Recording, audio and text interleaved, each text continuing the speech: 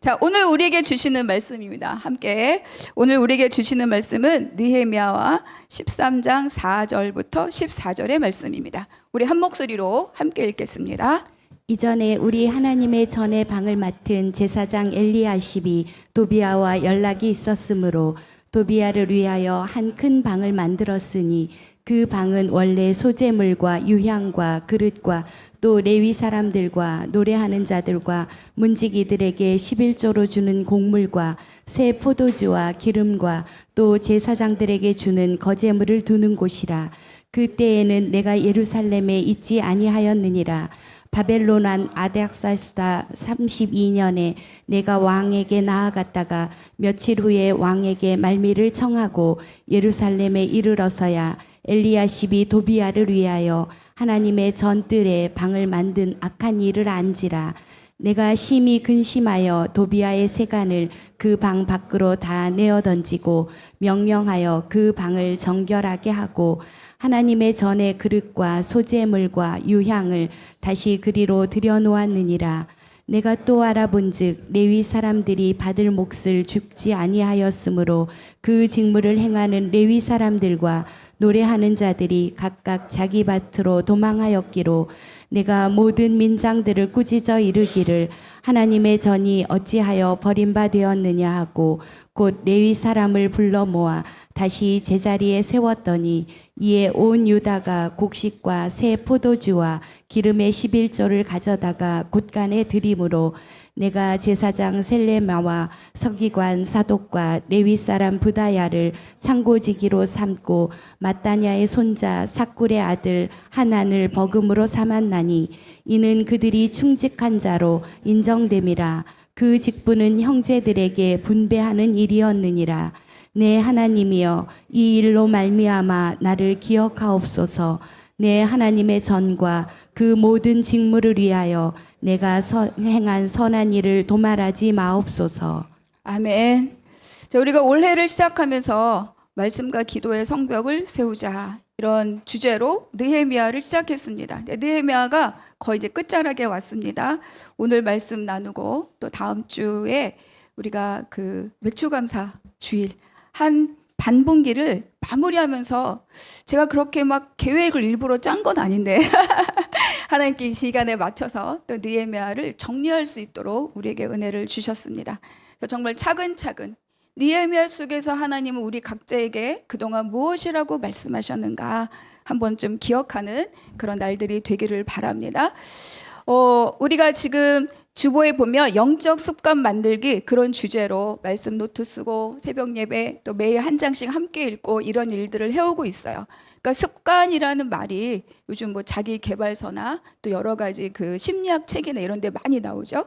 그러니까 헤빌 루프라는 단어가 있어요. 뭐 그 습관의 고리 또 습관의 되돌림의 현상 이렇게도 생각해 볼 수 있는데 많은 심리학자나 뇌과학자들이 이렇게 말합니다. 인간은 원래 자기에게 익숙했던 곳으로 익숙했던 방향으로 되돌아가려는 강력한 경향을 가지고 있다. 그러니까 우리가 어떤 일을 새롭게 시작하고자 할 때는 어떤 의지의 부족이라기보다는 뇌가 자기가 그동안 해왔던 익숙한 경로로 우리에게 행동할 수 있는 신호를 준다는 거예요. 그렇기 때문에 이거를 바꾸어서 행동을 변화시키려면 그것을 반대되는 어떤 선택들을 끊임없이 지속적으로 반복할 때 그때야 비로소 행동의 변화를 만들어낼 수 있다고 합니다. 근데 이거를 잠깐 하거나 생각만 하고 하지 않으면 절대로 행동의 변화는 이루어낼 수 없습니다. 그러니까 누구나 다 자에게 굉장히 익숙한 방향대로 행동하고 선택하고 말하게 되어 있죠. 우리나라 속담에 3살 버릇 80까지 간다 이런 말이 있어요. 우리나라 속담이 굉장히 뇌과학적으로 합리적인 속담들이 많이 있습니다. 그런 것만 보아도 알 수 있죠. 근데 이제 이 습관이 형성될 때 3가지 포인트가 있다고 합니다. 그 첫 번째가 신호예요. 큐라고 하죠. 어떤 습관을 시작하게 되는 동기를 유발하는 그런 포인트가 있다. 두 번째가 루틴이에요. 반복되는 행동을 말합니다. 그래서 이 반복되는 행동이 계속 지속되면서 어떤 그것을 통한 우리의 보상 심리, 보상이 주어지는 거죠. 그 행동을 지속할 때 나한테 주어지는 긍정적인 것들, 그것을 우리가 보상이다 이렇게 이야기할 수 있어요.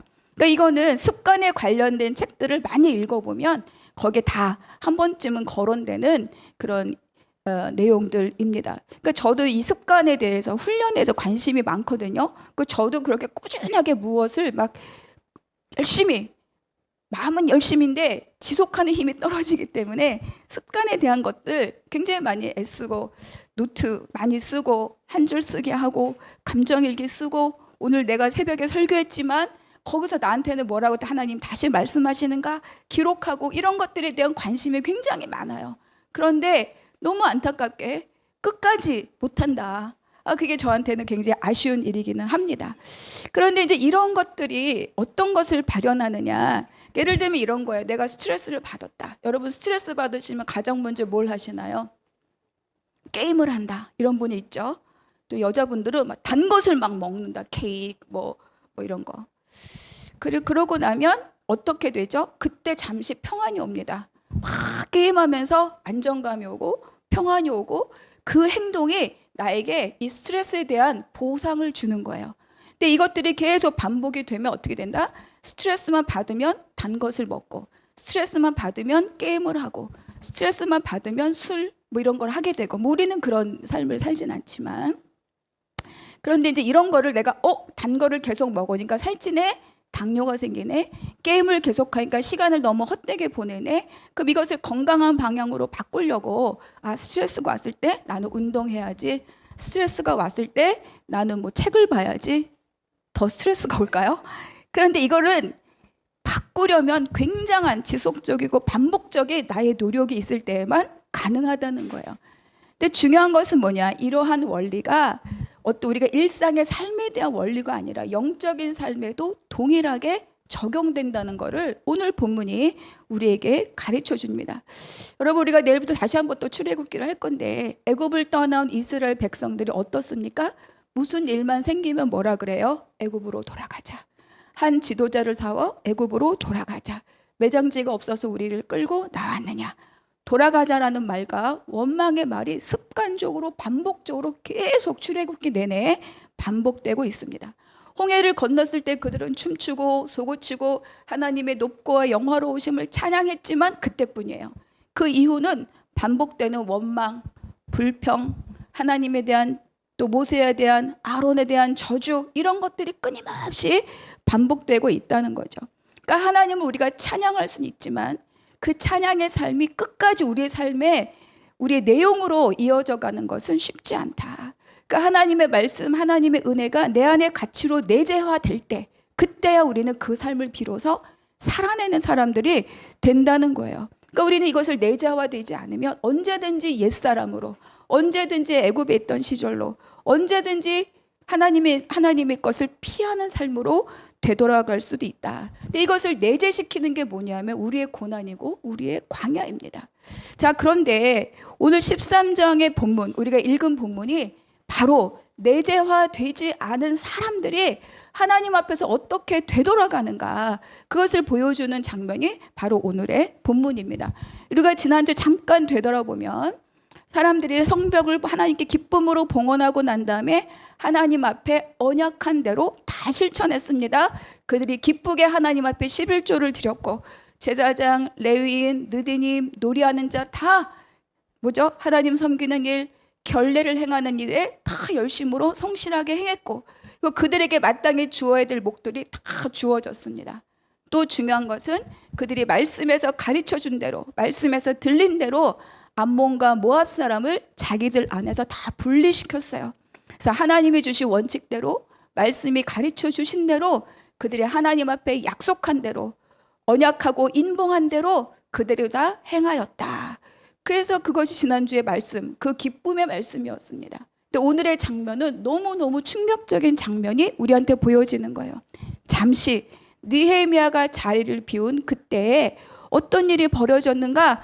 바로 도비아라고 하는 사람이 성전의 한가운데 커다란 방을 차지하는 일이 벌어진 겁니다. 더군다나 대제사장 엘리야십이 이 일을 주도하였고 이방 세력과 결탁하여서 깨끗하게 정리된 하나님의 성전을 다시 오염시키는 그런 일들을 행하였다. 그것이 오늘 본문의 시작입니다. 그러니까 이것은 이방인 도비아에게 방 하나 내줬다 이런 문제가 아니에요. 이것은 공간의 문제가 아니라 하나님과 백성 사이의 언약의 관계가 깨졌다. 언약의 관계에 문제가 생겼다. 그것을 우리에게 상징적으로 보여줍니다.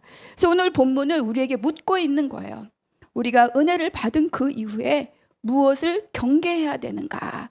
그 첫 번째 제목 한번 같이 읽어보겠습니다. 시작. 비운 다음에 채우는 일이 중요합니다. 6절에 보면 느헤미야가 잠시 예루살렘을 떠난 시간이 있었어요. 우리가 잠시 말씀을 되돌아보면 바로 아닥사스다 왕 20년에 예루살렘의 소식을 듣고 이 느헤미야가 예루살렘으로 옵니다. 근데 오늘 6절에 보니까 아닥사스다 왕 32년에 잠시 돌아갔다 이렇게 기록하고 있어요. 그러니까 이 느헤미야가 예루살렘에 1차 머물렀던 시간이 얼마입니까? 12년이에요. 12년 동안 52일 만에 성벽을 완공하고 봉헌식을 드리고 성전을 개혁하고 제사 제도를 다시 세우고 에스라와 함께 말씀의 부흥을 일으키고 이 일들을 12년 동안 느헤미야가 끊임없이 하나님 앞에 백성들을 다시 그 자리로 되돌리는 일들을 해왔다는 거예요.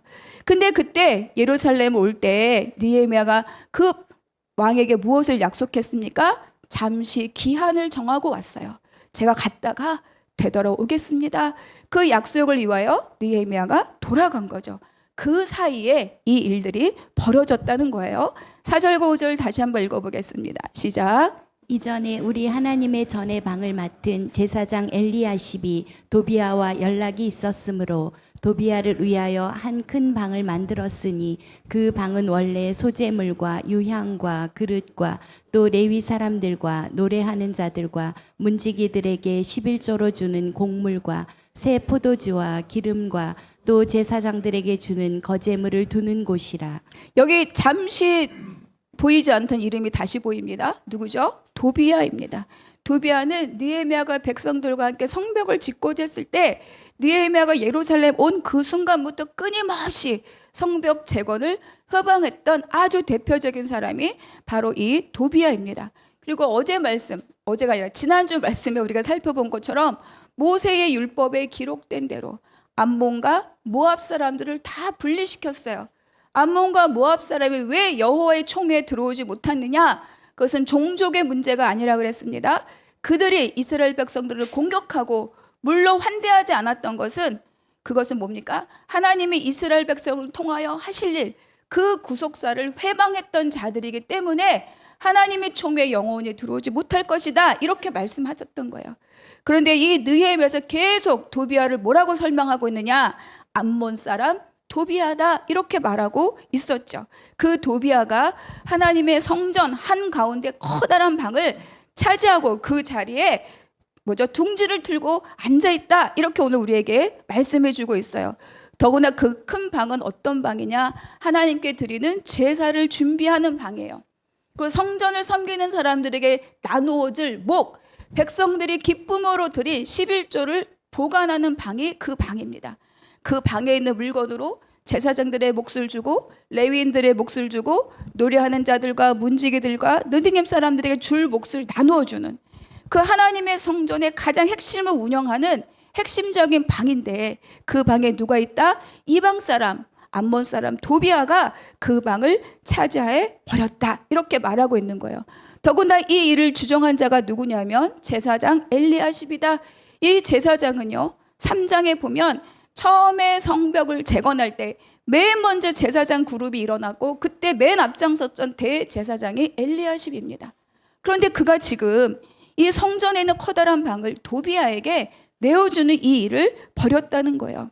아까도 말씀드린 것처럼 이건 단순하게 공간의 문제가 아닙니다. 우리의 무너진 마음의 질서, 타협의 신앙, 그리고 버려진 언약, 그리고 세상 안에 교회 안에 들어온 하나님의 성전에 들어온 세상의 가치들을 이렇게 표현하고 있는 거예요. 어떻게 이런 일들이 벌어질 수 있는가? 어떻게 대제사장이 성전 전체를 총괄하고 하나님과 백성 사이를 중재하는 대제사장이 어떻게 이런 일을 앞장서서 할 수 있는가? 그것에 대해서 6장의 18절 19절에 보면 이렇게 기록됩니다. 제가 읽겠습니다. 18장에 보니까 사위가 되었다. 아내로 맞이하였다. 그리고 유다에서 그와 동맹한 자가 많았더라. 그러니까 이 도비아는 이방인이지만 느헤미야도 없고 성벽도 재건되지 않고 아무런 보호막이 없을 때 이곳에 들어와서 주인 노릇하면서 권력을 행사했던 자가 바로 이 도비아예요. 19절 같이 읽겠습니다. 시작. 그들이 도비아의 선행을 내 앞에 말하고 또 내 말도 그에게 전하매 도비아가 내게 편지하여 나를 두렵게 하고자 하였느니라. 이 도비아의 권세가 얼마나 컸는지 그 귀족들이 그 제사장들이 막 밀고를 하는 거예요. 오늘 느헤미야가 이런 말을 했습니다. 오늘 느헤미야가 이렇게 하려고 합니다. 그거를 다 도비아에게 고발하는 거예요. 그 정도로 이들의 결탁은 굉장히 견고했습니다. 그러니까 여기까지 말씀을 읽으니까 어때요? 10여 년의 느헤미야의 수고가 다 물거품이 된 것 같아요. 더군다나 대제사장이 하나님의 성전을 섬길 자가 이 악한 일의 주동자가 되었다. 여기까지 보니까 얼마나 막막한 일입니까? 근데 우리가 생각해 보면요, 악과의 결탁은요 쉽게 끊어지지 않아요. 그리고 그것이 언제나 우리를 다시 한번 세상으로 끌고 가려고 호시탐탐 우리를 노리고 있다는 것을 우리는 반드시 기억해야 됩니다. 아까 읽었던 말씀을 보면 결혼 동맹으로, 권력으로, 그리고 물질로 유다의 지도자들과 아주 강건한 동맹을 맺고 있었다. 그러니까 여러분, 우리가 세상과 접하는 일들이요 그냥 세상 문화와 더불어 산다 이 정도의 문제가 아니라는 겁니다. 우린 거기서 반드시 내가 지켜야 될 경계를 분명하게 알아야 되는 거죠. 근데 이 일들을 느헤미야가 알게 되었어요. 8절과 9절 같이 읽겠습니다. 시작. 내가 심히 근심하여 도비아의 세간을 그 방 밖으로 다 내어 던지고 명령하여 그 방을 정결하게 하고 하나님의 전의 그릇과 소재물과 유향을 다시 그리로 들여놓았느니라. 다 내어 던졌습니다. 뭘 내어 던졌죠? 도비아의 것을 내어 던졌어요. 바꿔 말하면 세상의 것을 다 그 방에서 내어 던졌습니다.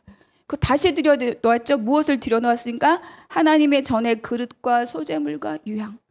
그러니까 원래 그 자리에 있어야 되는 하나님의 것들을 다시 그 방 안으로 들여놓았다는 거예요. 도비아를 내쫓고 물건을 갖다 버린 것으로 끝나는 것이 아니라 그 자리에 원래 있어야 될 하나님의 것들을 다시 갖다 들여놓았다. 이것이 핵심입니다. 마치 예수님이 처음에 예루살렘에 가셔서 성전을 정화시키는 것처럼 채찍을 만들어서 장사하는 사람, 하나님의 제사를 돈벌이로 생각하는 사람, 물건 팔고 양 팔고 소 팔아서 자기 호주머니를 늘리는 제사장들, 종교인들, 그들을 다 그 성전에서 내어 쫓으신 것. 하나님, 내 아버지의 집을 장사하는 소굴로 만들지 마라. 여기는 만민이 기도하는 집이다. 그렇게 외쳤던 예수님의 모습이 여기서 보여지는 거죠. 방을 비우고 청결하게 하는 것만으로는 부족합니다. 그 안에 원래 있어야 될 하나님의 것들이 다시 채워지는 게 너무 중요하죠. 우리가 작년에 마태복음으로 1년을 지냈는데 마태복음 12장을 생각해 봅시다. 그 강한 자를 결박하지 않고서야 어떻게 그 세간을 늑탈하겠느냐. 그래서 강한 자를 결박하고 그 땅을, 그 집을, 그 영역을 우리가 차지해야 된다. 근데 그게 끝이 아니라고 말씀하셨어요. 그리고 12장 44절과 45절 함께 읽어보겠습니다. 시작. 이에 이르되 내가 나온 내 집으로 돌아가리라 하고 와보니 그 집이 비고 청소되고 수리되었거늘 이에 가서 저보다 더 악한 귀신 7을 데리고 들어와서 거하니 그 사람의 나중 형편이 전보다 더욱 심하게 되느니라. 이 악한 세대가 또한 이렇게 되리라. 맞습니다. 소재하고 쫓겨난 귀신이 떠돌다가 보니 자기가 살던 집에 가보니 더 좋아진 거예요. 깨끗하게 청소되고 깨끗하게 수리되었다. 더 좋아졌네. 빈집 내가 차지하리라. 더 7귀신을 데리고 와서 그 전보다 형편이 더 악해졌다. 악한 세대가 이럴 것이다. 그러니까 여러분, 우리가 중요한 게 있어요. 우리가 은혜를 받고 마음을 기뻐하고 그런 감정에서 끝날 일이 아니라는 거예요. 그 안에 뭐가 와야 됩니까? 그 안에 하나님의 것들이 채워져야 하는 거죠. 그러니까 우리가 살았던, 죄가 차지했던 그 영역들이 비워내면 그것으로 끝난 것이 아니라 그 안에 뭐가 들어와야 된다고요? 하나님의 것, 아버지의 말씀, 하나님의 말씀, 하나님의 나라, 복음, 그 원리들이 채워져야 다른 것들이 다시 그것을 되찾아가는 일들이 없어진다는 것을 우리에게 말씀해 주고 있어요. 여러분, 우리가 아까 잠깐 말씀드린 것처럼 스마트폰으로 하루를 보내는 사람들이 있어요. 말씀의 은혜를 받고 내가 말씀을 읽어야지, 스마트폰 내려놔야지. 그리고 내가 내려놨어요. 하루는 참을 수 있습니다. 이틀은 참을 수 있어요. 그런데 1년 못 참습니다. 다시 들게 돼요. 스트레스 받고 화나고 불안하고 긴장하면 자기가 원래 했던 습관적인 행동을 다시 하게 돼 있어요. 그럼 이것을 끊는 방법은 뭐냐? 그것을 대체할 수 있는 다른 건강한 원리가 들어와야 스마트폰을 내려놓는 거예요. 여러분, 이 원리를 아시겠습니까? 그러니까 깨끗하게 청소하고 수리하는 것도 중요한데 그 안에 뭐가 들어와야 되느냐? 하나님의 은혜로, 하나님의 말씀으로 채워져야 된다는 것을 오늘 우리에게 가르쳐주고 있어요. 그러니까 이 유대 귀한 민들이 얼마나 고생했습니까? 성벽을 짓느라고 얼마나 기쁘게 봉헌했습니까? 그래서 다 기쁘게 드렸지만 그 이후에 그것을 지속적으로 관리하지 않으면, 하나님의 원래대로 그것을 경영하지 않으면 금방 도비아가 금방 차지합니다. 내 안에 들어왔던 하나님의 말씀 금방 새가 쪼아 먹습니다. 내게 뿌려졌던 하나님의 말씀 금방 근심과 염려로 다 빼앗깁니다. 그래서 여러분, 하나님께 우리가 은혜를 받는 거 중요하지만 그 은혜를 받은 마음이 지속적으로 하나님을 향해 갈 수 있도록 우리는 비우는 것보다 뭐가 중요하다? 채우는 것이 더 중요합니다. 채우지 않으면 금방 세상 들어옵니다. 채우지 않으면 나의 부정적인 감정, 나의 과거의 경험으로 인한 부정적인 선택, 이런 것들이 다시 우리를 사로잡아 갈 수 있다. 비우는 것보다 뭐가 중요하다고요? 채우는 것이 중요합니다. 두 번째, 우리 같이 읽어보겠습니다. 시작. 제도보다 하나님을 아는 사람이 중요합니다. 제가 10절 읽겠습니다. 내가 또 알아본즉 레위 사람들이 받을 몫을 주지 아니하였으므로 그 직무를 행하는 레위 사람들과 노래하는 자들이 각각 자기 밭으로 도망하였거늘. 여러분, 제사장 엘리야십이 자기 원래 주어진 직무대로 그 일을 행하지 않았어요. 거기에 오히려 이방인 도비아가 차지하고 있는 거죠. 그 두 사람이 결탁하여서 무엇을 했겠습니까? 거기에는 하나님의 곳간을 다 자기 개인의 곳간처럼 갈취하고 빼앗아가고 훔쳐가고 도둑질한 거죠. 그 결과가 레위인들에게 마땅하게 돌아가야 될 그 몫을 주지 않는 일들로 발전한 거예요. 그러니까 방을 내어주었다라고 하는 것은 그냥 공간 하나, 방 많은데 하나 주지, 이게 아니라 영적인 일로 연결이 된다는 거예요. 여러분, 우리가 생각 하나, 생활 습관 하나, 감정 하나 우리가 세상으로 내어주면 그걸로 끝나는 것이 아니라 그거를 타고 뭐가 들어와요? 세상의 가치들이 우리 안에 들어온다는 겁니다. 그러니까 거룩한 방에 있어야 될 하나님의 예물이 사라지고 마땅히 섬겨야 될 자들에게 나누어 줄 몫이 갈취되고, 더 중요한 것이 무엇입니까? 마땅하게 하나님의 전을 섬겨야 될 사람들이 없어진다는 거예요. 느헤미야가 처음 왔을 때 예루살렘의 가장 큰 문제가 무엇이었습니까? 성전도 있으나 사람이 없고 성벽을 지었으나 사람이 없다예요. 나라가 회복되고 그 땅을 차지한다는 것은 그 안에 하나님의 사람들이 번성하는 것으로 결과를 맺는 건데, 이제는 그 사람들이 다시 사라지는 일들이 발생하고 만 거죠. 그래서 그들에게 줄 몫이 없어서 그들이 자기의 밭으로 도망갔다라고 하는 것은 단순하게 돈의 문제가 아닙니다. 이것은 생계의 문제가 아니라는 거예요. 이것은 무엇입니까? 하나님이 이 이스라엘 백성에게 주신 하나님의 복의 이 순환의 원리가 깨졌다는 것을 말합니다. 성전과 백성과 성전을 섬기는 사람들은 하나님의 복이 어떻게 흘러가는가를 원리적으로 가르쳐준 구조가 바로 성전과 제사장들과 그리고 이 백성들입니다. 근데 그 관계가 어때요? 깨졌다는 거죠. 그래서 성전이 무너지고 다시 하나님의 것들이 탈취되는, 빼앗겨버리는 이런 일들이 발생한 거죠. 성전이 무너졌습니다. 하나님께 예배드리는 그 구조가 무너진 거죠. 무엇보다 섬기는 사람들이 사라지고, 이것은 또 다른 의미로 이 느헤미야가 가슴 아프게 수산궁에서 들었던 예루살렘 성은 허물어지고 성문들은 불탔나이다, 그것과 또 다른 형태의 문제가 지금 재발하고 있다는 것을 오늘 우리에게 가르쳐주고 있어요. 그래서 이 일에 대해서 느헤미야가 무엇이라고 말하는가? 11절의 노란 글씨만 같이 읽어보겠습니다. 시작. 하나님의 전이 어찌하여 버림받되었느냐. 네, 하나님의 전이 어찌하여 버림바 되었느냐.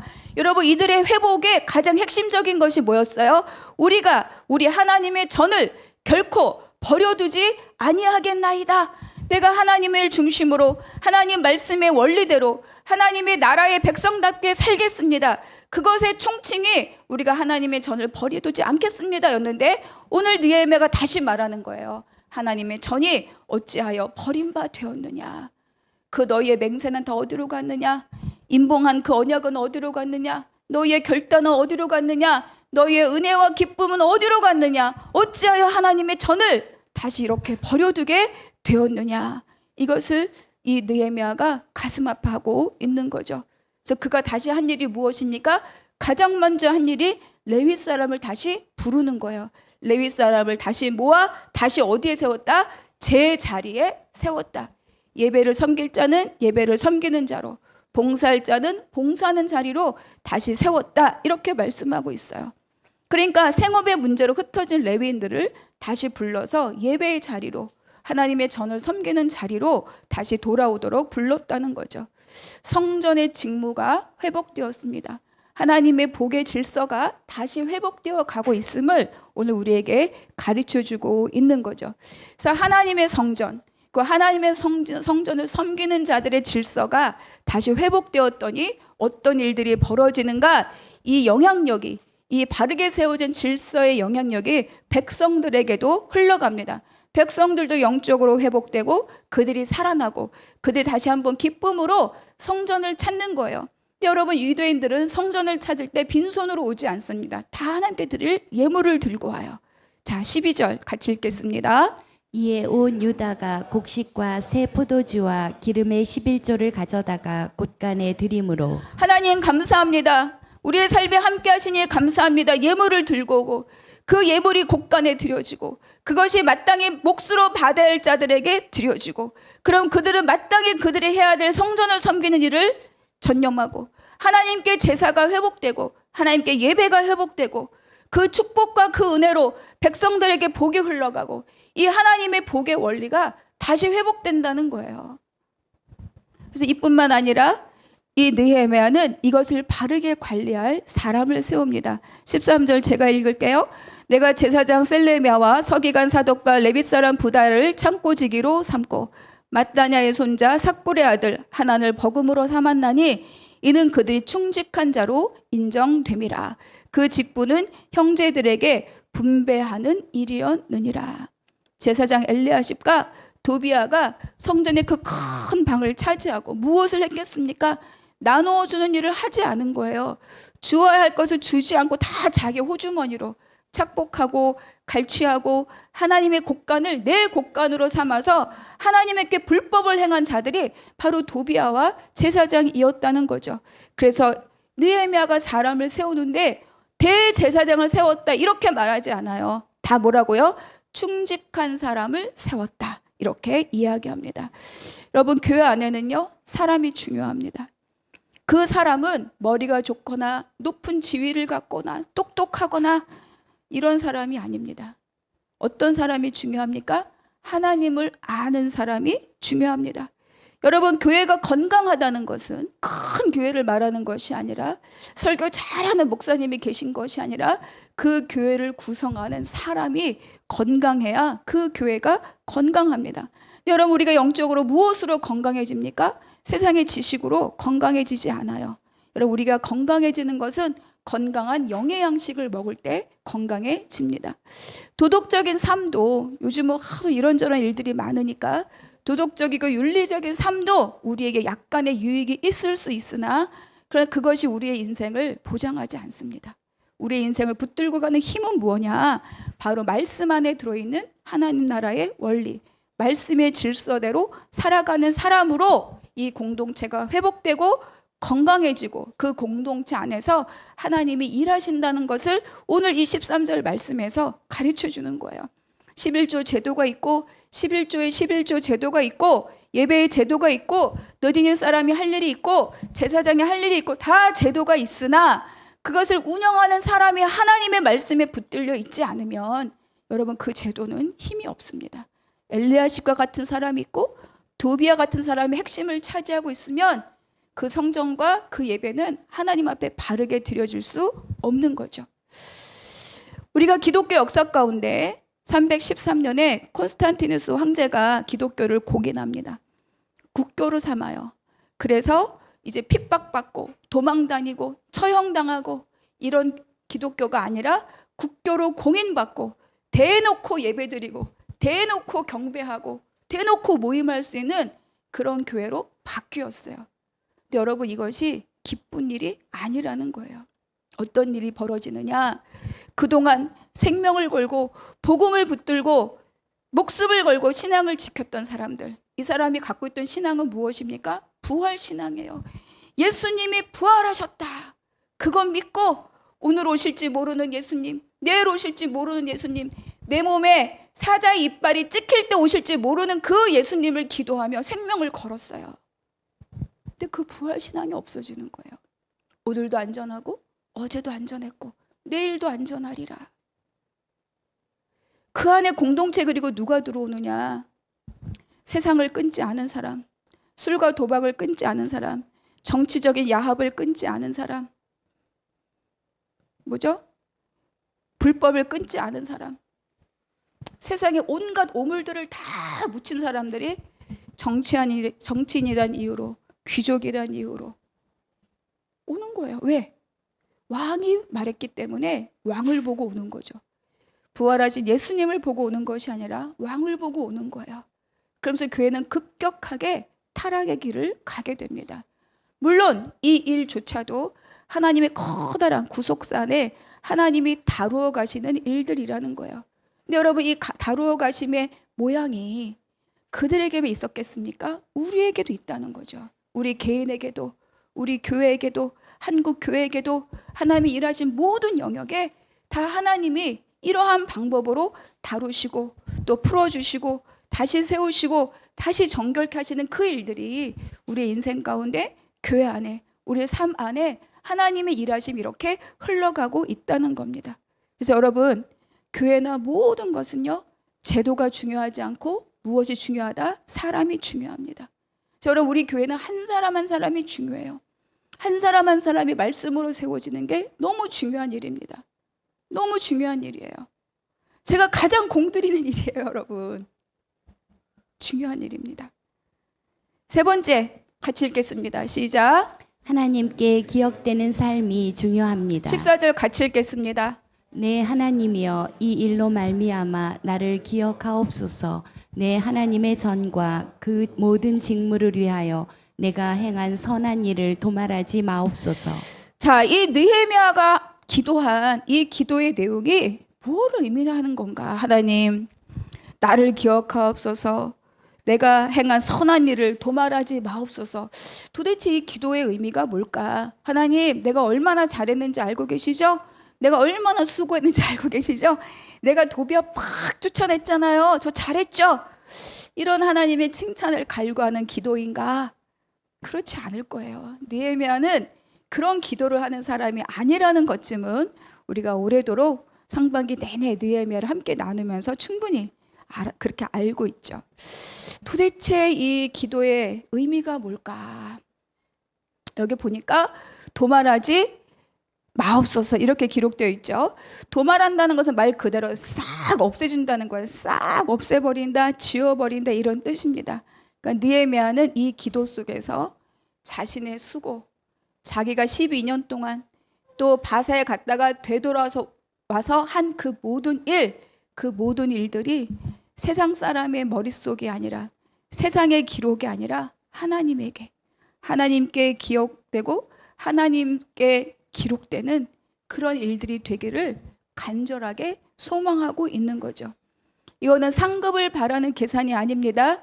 나의 이 헌신이, 이 신실한 헌신이 하나님 나라 안에서, 하나님 나라를 다시 세우는 그 하나님의 역사 안에서 유효하게, 하나님께 필요한 일로, 하나님께서 기쁘게 쓰실 만한 일로, 그렇게 가성비 있는 일로, 그렇게 하나님 앞에 효율 있는 일로 그렇게 기억되고 사용되기를 바랍니다. 그런 기도인 거죠.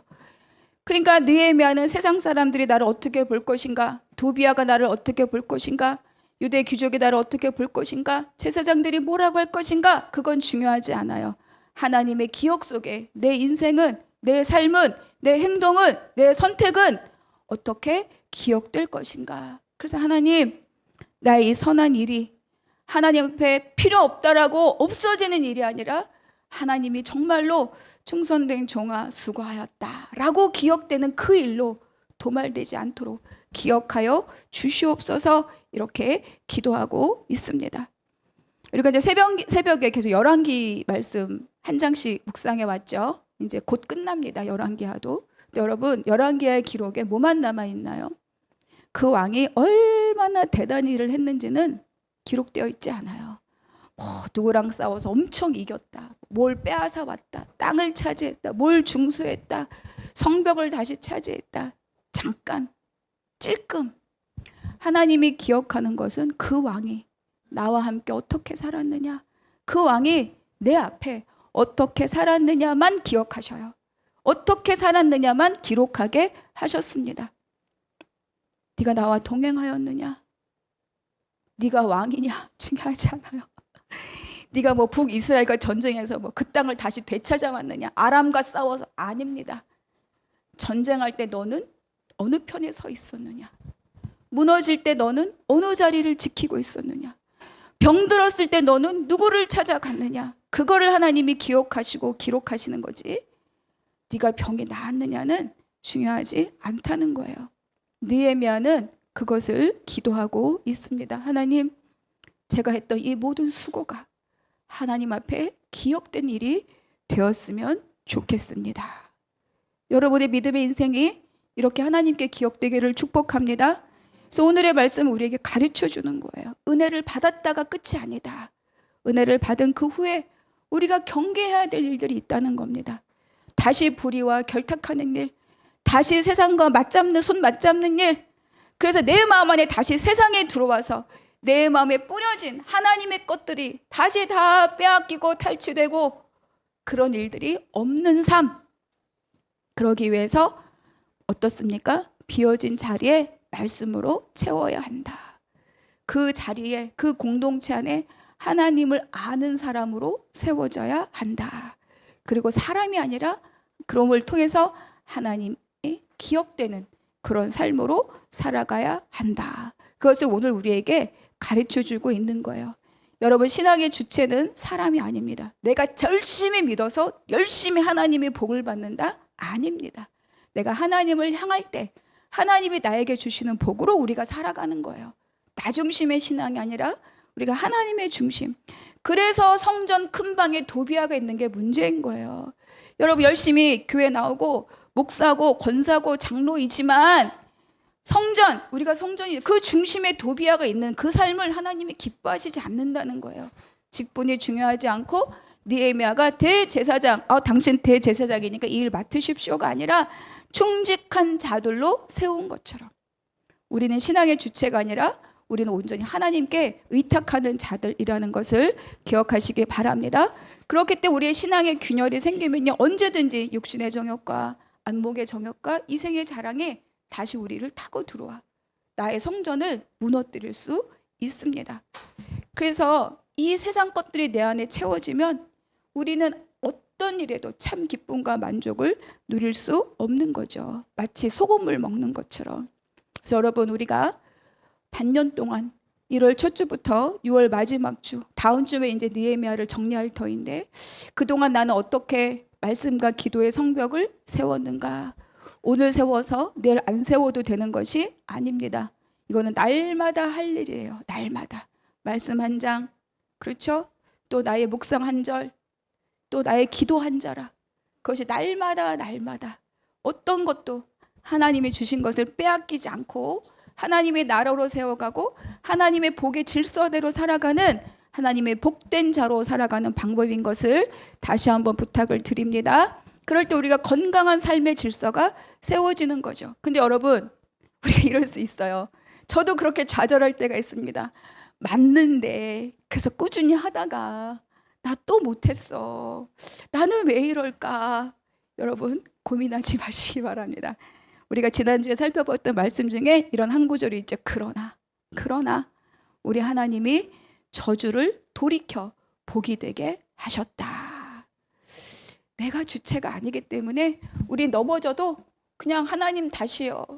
넘어져도 하나님 저요.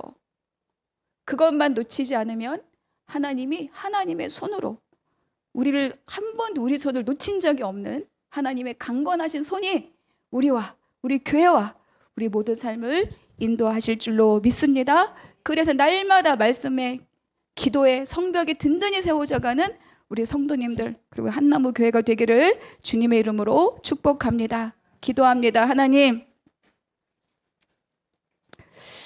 11조를 드리고 기뻐하였고 노래하였지만 곧 그들은 다시 원래의 자리로 돌아가고 말았습니다. 이것이 우리의 연약한 모습입니다. 그래도 다시 한번 오늘 주님 앞에 나아갑니다. 오늘 넘어져도 다시 무릎을 일으켜서 주님 앞에 나아가고 내 마음의 중심에 하나님의 성전을 지켜가는 주의 백성들이 되게 하여 주시옵소서. 그것을 통하여 온전히 주님의 은혜와 복과 그 질서대로 살아가는 하나님의 백성들 되게 하여 주시옵소서. 감사하고 우리 주 예수 그리스도의 이름으로 기도하옵나이다. 아멘.